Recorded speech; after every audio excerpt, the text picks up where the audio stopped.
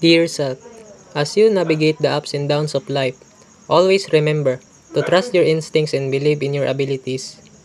Each challenge you encounter is not just a hurdle, but an opportunity for growth and learning.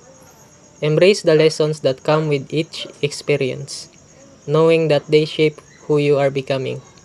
Take time to appreciate the small moments that brings you joy, whether it's a quiet morning with a cup of coffee, a conversation with a friend, or a moment of laughter.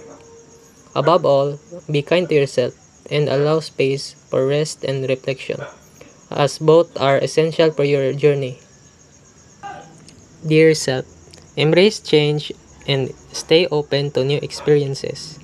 Each challenge is a chance to grow, so take risk and connect with those who inspires you. Celebrate your uniqueness and remember that your journey is yours to cherish. Dear self, always prioritize well-being and trust your intuition. Surround yourself with positivity and let go of what no longer serves you. Remember, it's okay to pause and reflect. Your journey is just as important as your destination. That is all.